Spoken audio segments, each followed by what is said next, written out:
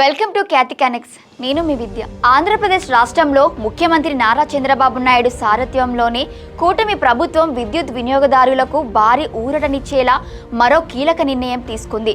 రాష్ట్రంలోని కరెంటు వినియోగదారులపై అదనపు భారం పడకుండా జాగ్రత్తలు తీసుకుంటున్న సర్కార్ తాజాగా విద్యుత్ ఛార్జీలను తగ్గించే దిశగా వేగంగా అడుగులు వేస్తోంది. రాష్ట్ర చరిత్రలోనే వరుసగా రెండోసారి విద్యుత్ ఛార్జీలను తగ్గించేలా అంటే ట్రూ డౌన్ ప్రక్రియను అమలు చేయడానికి విద్యుత్ పంపిణీ సంస్థలు చర్యలు ముమ్మరం చేశాయి.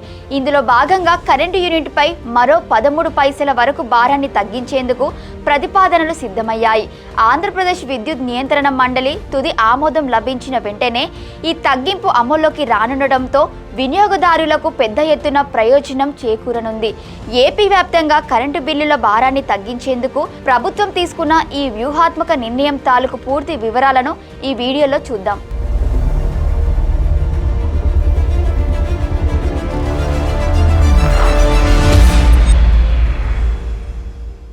ఆంధ్రప్రదేశ్లో నిరంతరాయంగా మరియు అందుబాటు ధరల్లో విద్యుత్ సరఫరాను అందించడమే లక్ష్యంగా కూటమి ప్రభుత్వం వినూత్న ప్రణాళికలతో ముందుకు సాగుతోంది.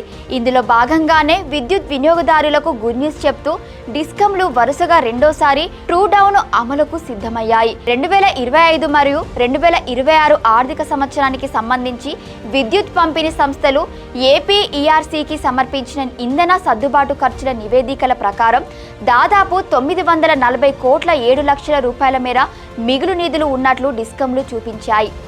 ఈ మిగులు బడ్జెట్ ఆధారంగానే విద్యుత్ ఛార్జీల భారాన్ని తగ్గించేందుకు అడుగులు పడుతున్నాయి.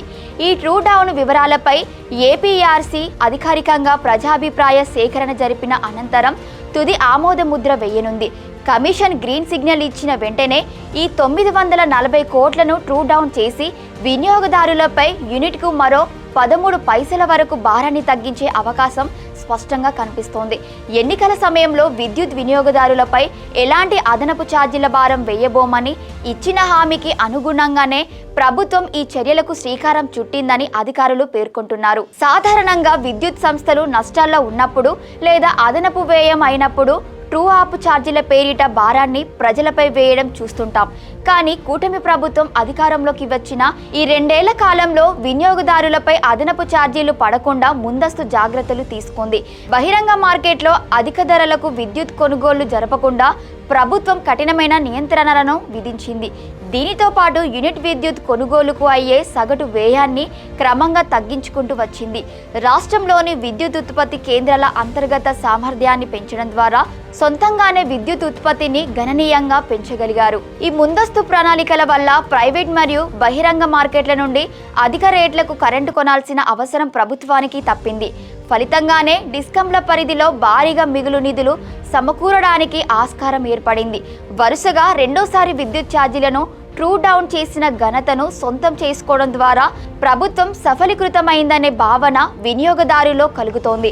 ఈ తగ్గింపు విధానం ద్వారా అటు గృహ వినియోగదారులకు ఇటు చిన్న పరిశ్రమలకు ఆర్థికంగా కొంత ఊరట లభించింది. కూటమి ప్రభుత్వం విద్యుత్ రంగంలో తీసుకొస్తున్న ఈ మార్పులు ప్రజలకు మేలు చేసే విధంగా ఉన్న మాట వాస్తవమే.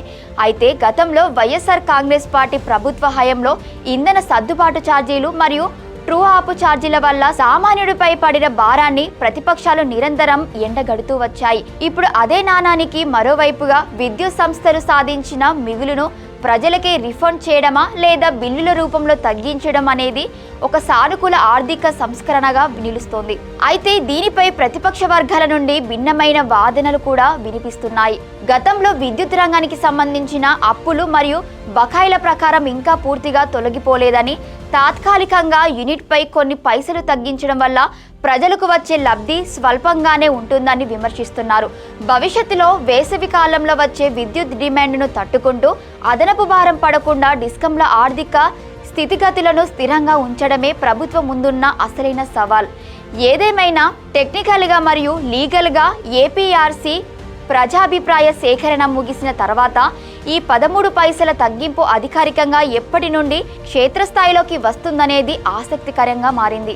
ఏపీలో విద్యుత్ వినియోగదారులపై యూనిట్కు మరో 13 పైసల భారాన్ని తగ్గించేలా డిస్కంలు ప్రతిపాదించిన ఈ రెండో విడత ట్రూ డౌన్ నిర్ణయం రాష్ట్ర ప్రజలకు ఒక పెద్ద గుడ్ న్యూస్ గా నిలిచింది. ఏపీఆర్సీ తుది ఆమోదం తర్వాత కరెంటు బిల్లులో రాబోయే ఈ మార్పు క్షేత్రస్థాయిలో ఎలాంటి ఫలితాలను ఇస్తుందో వేచి చూడాలి. మరి ఆంధ్రప్రదేశ్లో విద్యుత్ ఛార్జీల తగ్గింపునకు కూటమి ప్రభుత్వం తీసుకుంటున్న ఈ చర్యలపై మరియు యూనిట్కు 13 పైసల భారం తగ్గే అవకాశం ఉండడంపై మీ అభిప్రాయం ఏంటి? ప్రభుత్వం విద్యుత్ సంస్కరణలను మీరు ఎలా చూస్తున్నారు? మీ అభిప్రాయాన్ని కింద కామెంట్ సెక్షన్లో తప్పకుండా రాయండి. మరిన్ని తాజా అప్డేట్స్ కోసం చూస్తూనే ఉండండి. Thank you for watching Khyati connects.